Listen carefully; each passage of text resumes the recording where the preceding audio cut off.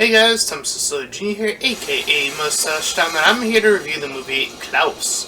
So, this movie begins with a bit of narration, and we see this blue letter arrive to this postman named Jasper, and he is the son of a general, and his attitude, as far as in the beginning of the movie, he's very cocky, he wants to leave, he's not doing his job very well, he thinks he's gonna live his life in luxury as soon as he gets to leave.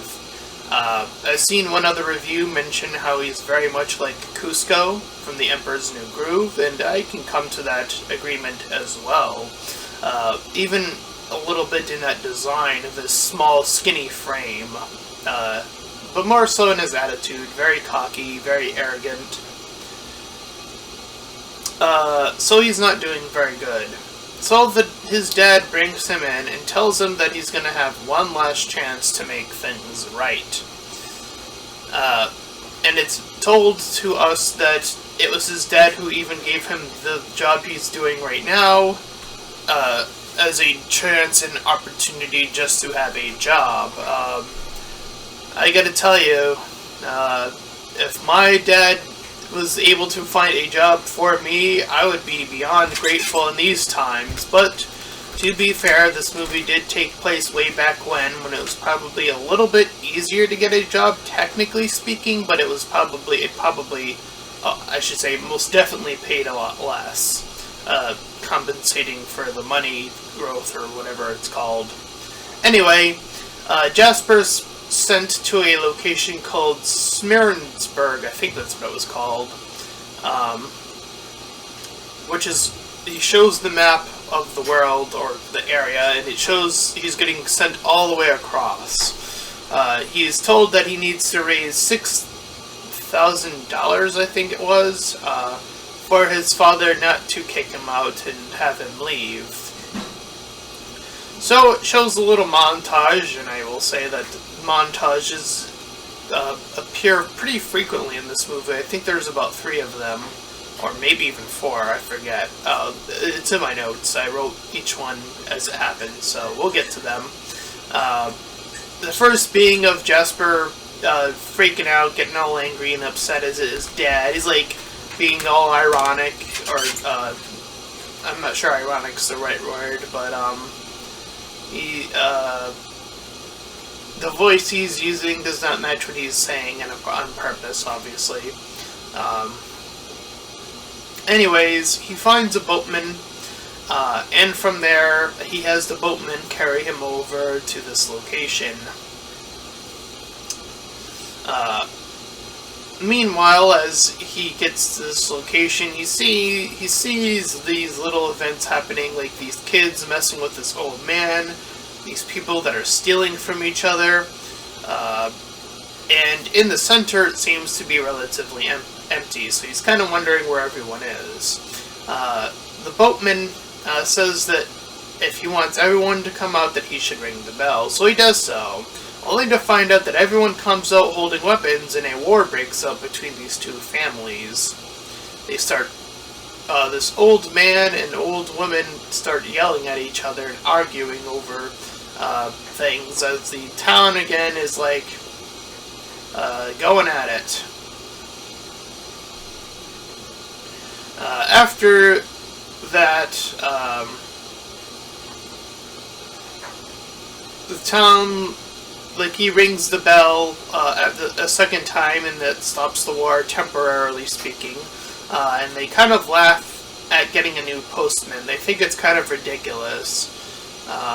And they kind of shoehorn him, they shoo him away, and then the bell rings again, and then they go back to war. So Jasper gets his way out of that situation, and he bumps in, he meets this woman who tells them about the war, and this is where he meets, in the school location, a lady named Ava. So she also came from the outside, and she talks about how she's trying to get money to get out of this area and leave. After that, he's shown the post office by the boatman. who uses Jasper's lines against him about connecting the dots. Pretty humorous comeback, I suppose. Pretty good, snappy comeback. So Jasper, he starts to psych himself out in the situation he's in, and he's trying to, of course, see if anyone wants any letters. And more people are still attacking each other. And this is I think this was like the second montage at this point. Anyways, we eventually see him we see him get to this, like, kid who's, like, up on the second floor of this house. And he's, like, all chained up, or, he's not chained up, but the window is chained up, or locked, or whatever. But the father chases him off, and it's where, like, the montage comes in.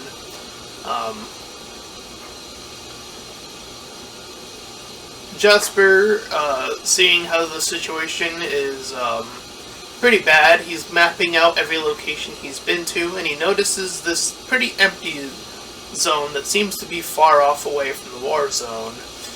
So he decides to head out on horse, and he gets locked in from the ice. He makes a bit of a mess, and a man enters in. Meet Klaus. He comes in with this big old bag. And Klaus, a letter kind of makes its way in front of Klaus, and he sees the picture that this little kid drew for Jasper. So Klaus ends up in front of Jasper, and he kind of freaks out a bit. And Klaus gives him, after the fact, the little mail, and he tells him that he's gonna help him out with that. So he sends in Jasper to send this little note back with a little gift attached to it. And Jasper ends up going up through the chimney. He gets out, sees the kid with the item, and after it is revealed that the item in question that is inside the little box is a little toy frog, we see the little kid playing with the toy frog, and this is, I think, the first time it plays this like music that has lyrics to it. And you know, I thought the music was okay. It was a little bit distracting, but I would say not as distracting in other films. I can understand why some people would get distracted. I'm often distracted by music if it's like not a musical, like if it's not associated with someone directly singing it. It's a little bit like, okay, this music just sort of pops up. Anyway, so Jasper runs off, and the kid almost sees Klaus, but ends up picking up the picture instead. So, we cut to three little children girls visiting Jasper to also get their little gifts. They heard about the tale of the boy, so they also wanted to get some gifts. So he goes to the toys, and he offers them toys like a drug dealer. He's like, "You want some toys?" And he teaches them how to send letters to Klaus, or is like telling them to do that in order to get the notes, to meet his quota. So Jasper goes back to Klaus's little house, and he offers to do these deliveries with him. And it turns with Klaus kind of eventually offering to help out a little bit. Meanwhile, the little boy we saw earlier, the one who got the toy frog, meets this little girl from the opposing house side, and they both start playing with the frog. But both of their parents see this, and they are appalled. Each leader respectively takes their kids away. shows them the tradition of the wars. I believe the family names, I believe one of them was Krongs, and the other one was Ellen Boys, or something like that. I don't know. I don't remember the exact name, so I do apologize for that. But anyways, it's not the most important part of the movie, it's just what their family name is. Anyway, nonetheless, we cut to another montage of Jasper sending more and more items. More kids want more toys, and Jasper suggests to Ada to teach the kids how to write, because a lot of them don't know how to. Meanwhile, the boatman's still hanging around, kind of messing with them, trying to get them to, like, get all miserable, but, you know, the rumors are still spreading, and it's spreading around Klaus, obviously. And again, we're getting more of a montage of more of the kids getting the gifts. They're begging Ada to learn how to write their own names, and that was a little adorable. I was like, oh, that's kind of like, man, just being able to appreciate how to learn how to write your own name. Wow, that's kind of, when you actually think about that from a perspective of, like, they didn't have that before, it's kind of like I wouldn't say the exact equivalent, but it does kind of remind me of, like, someone who's colorblind and they see the color and they get that thing that helps them see the color for the first time. It's sort of like that reaction. So it is very precious, and that always gets me. So yeah. So we actually do see Ada start to get a little bit of character development, taking away some of her own money, and we're seeing her start to melt away that very, like, I want to get out of this situation, attitude. So with the bulk of items that they are getting, Jasper notices that they need a bigger way of handling that. They get these reindeer, obviously, and I will say that this movie, I would say, probably is one of the more fascinating lore interpretations of, like, how Santa Claus, or Klaus in this instance, has come about. So Klaus ends up getting them in by feeding them. As they travel, we see this bully kid that, I forget where he enters in, but Jasper, I think it's like early when Jasper enters into the town, he recalls this bully kid calling him something and doing something to him, I think.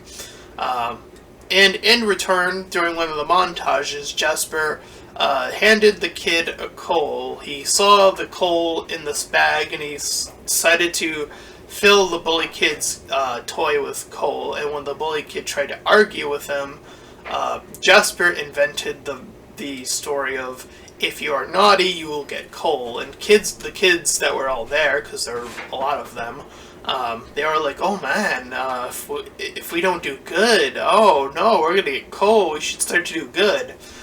So of course, what does that lead to but a montage of the kids starting to clean up, do good deeds, and write about them. And Jasper's starting to make that money. He's still a little bit wary, he still kind of wants to leave. And from that montage, we see that the parents of some of the families are starting to waver away from being all war-oriented.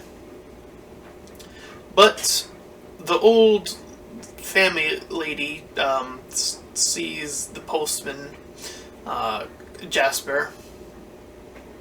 And at this point, we start to see, as they are traveling, Klaus and Jasper, Klaus starts to wonder about Jasper's motives, because Jasper was talking about how the kids are in it for the toys.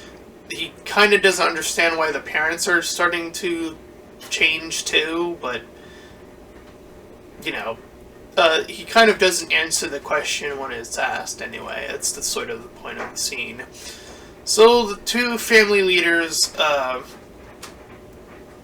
meet up, they made a pact to attack the two of them as they were trying to do their thing.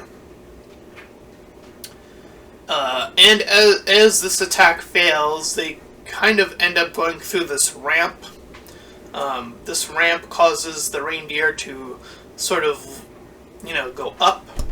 And from the kid's perspective, he's looking out the window and he sees the reindeer flying, and that leads to the gimmick of the flying reindeer, obviously.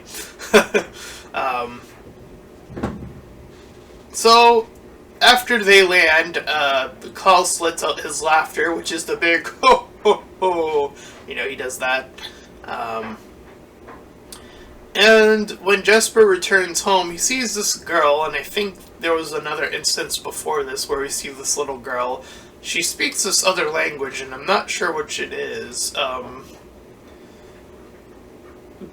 just say she speaks another language. I'm not gonna even try to figure it out.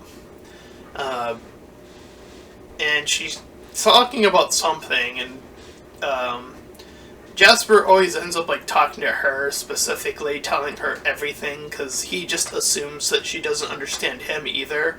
I think that's a little bit untrue, as we'll learn later on. But anyways, we're learning that Christmas comes up, and Jasper knows this, and he knows that they could probably bulk up on the items and do the whole Christmas thing.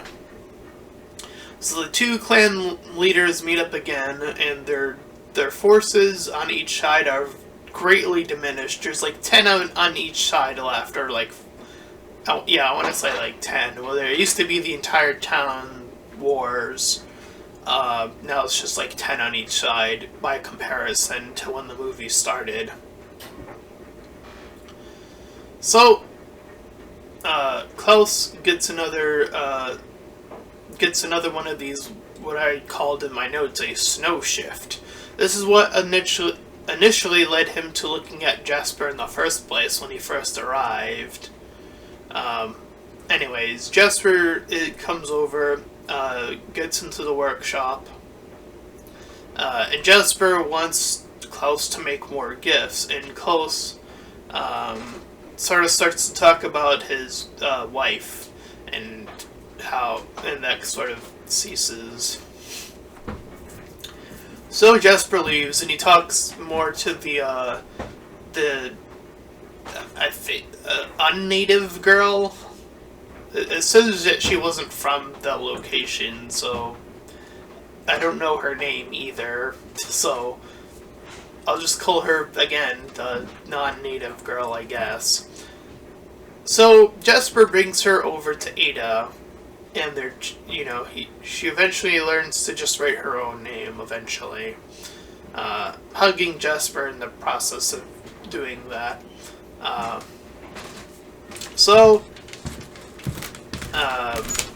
He starts to build as Klaus is cleaning up or whatever, and he eventually comes over,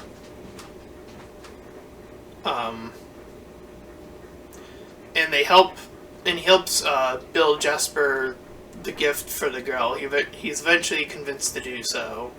So she plays, her parents sort of come over, they see the little board she's given, they help her out with it.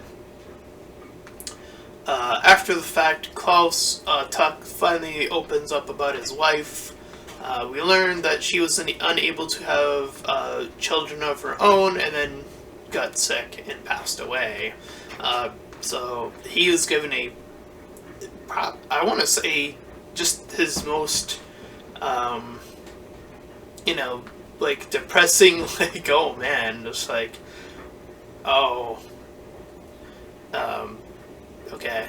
So yeah, giving Klaus that sort of character, I think, again, that's probably why it ends up becoming one of the more interesting interpretation of Klaus, having him be inspired to do the gift giving at one point, and then the wife passing away, and that sort of led him to stop for a while.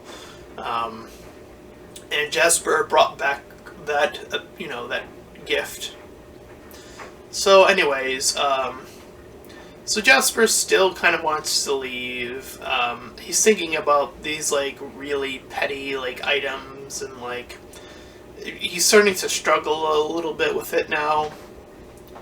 And this is where we get to see Jasper talk to Ada, who's now wanting not to leave. She's taken all of her money, invested it into the school, and then she starts to show how much Jasper has truly been changing, because he was seeing it, and he saw it through the kids' perspective at first, and he just assumed that, like, oh, like, the kids are just doing it for the toys, and, like, that was his, sort of mindset. And now he's saying, like, oh, it's actually going a little bit beyond that, too. Like, the parents are stopped fighting and stuff like that.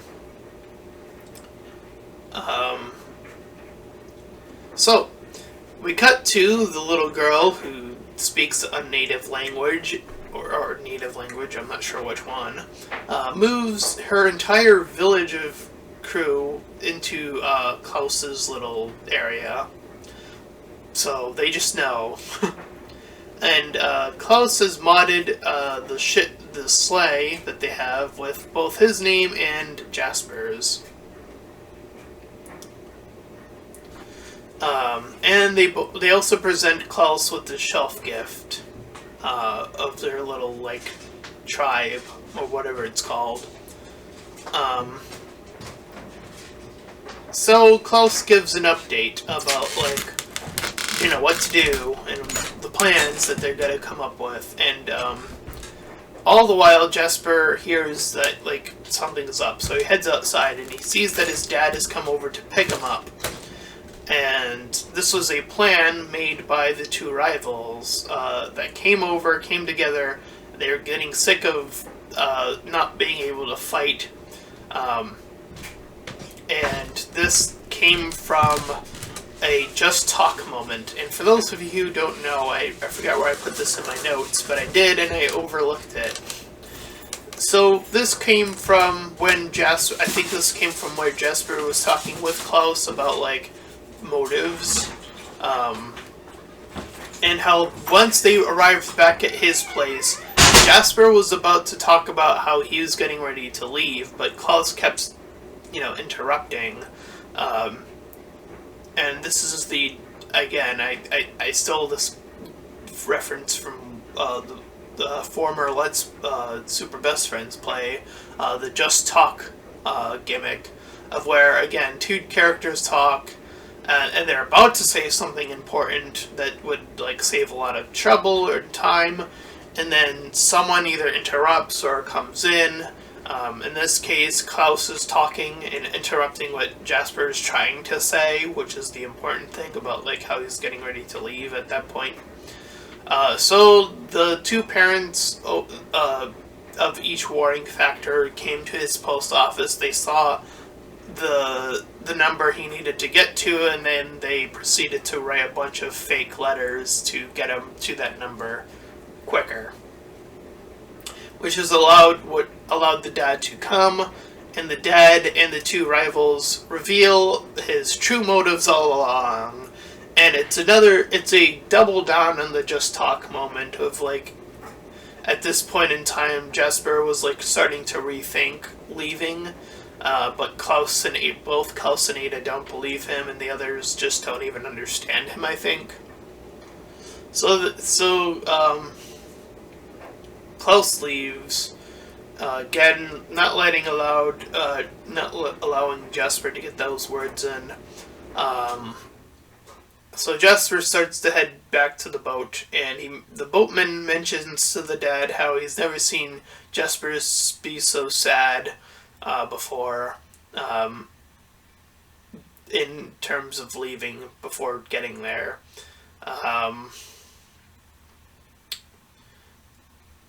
So he kind of watches on as the two clans are, like, looking on as he leaves, and then they leave. But before he fully gets to leave, he ends up, like, back at the dock, and then the little girl's, like, there when she was, like, saying goodbye, so, like, he came back.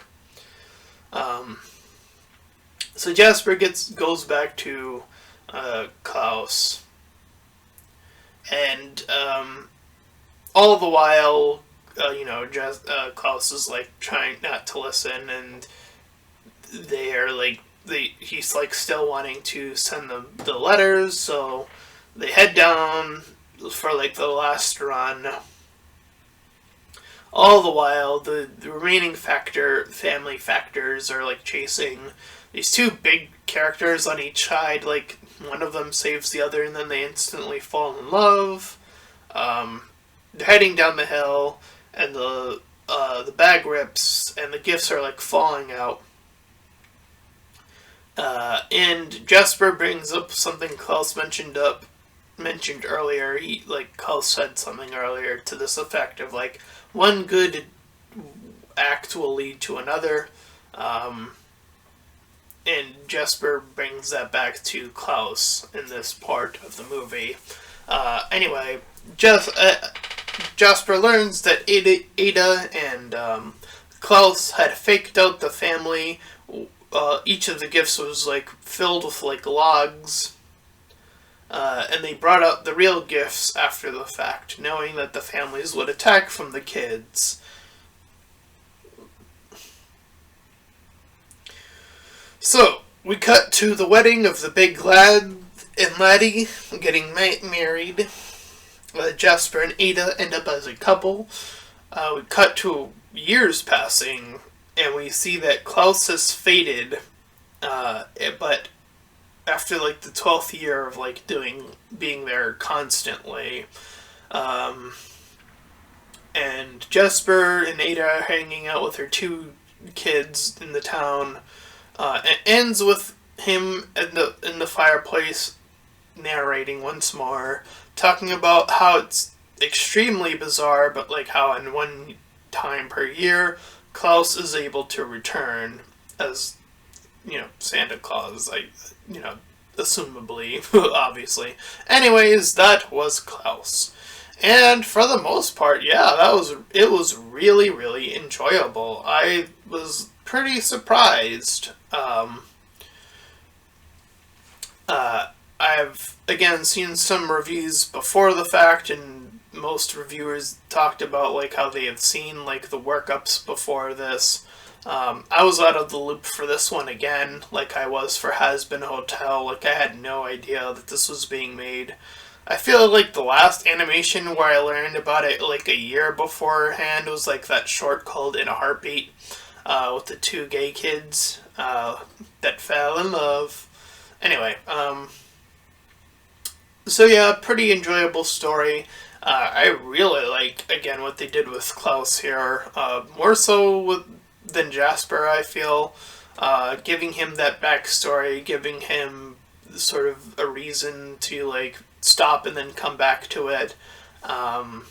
Jasper kind of goes through sort of, again, comparable to Cusco, like, very annoying to, like, as soon as he starts to see that the gifts are having a true impact and, starting to change in that way. It has the cliche, as I mentioned, of the double down on the, this just talk moment. But other than that little thing that I feel like they handled well enough to carry the movie, was, again, a really solid movie. So I'm going to go ahead and give this movie an 8 out of 10. Really enjoyable. I really liked it. The characters all have, the main characters anyway, have like a story arc to go through. They get through it pretty well. Saying such a drastic change, it's a very Christmas motif. And yeah, it's really, really good. So that's my review of Klaus. And if you enjoyed this review, then please feel free to like, comment, and subscribe. Also, make sure to check out those links in the description. One will head over to my Discord server, the other to my Patreon page. Any donations are greatly appreciated. And until next time, everyone, bye-bye!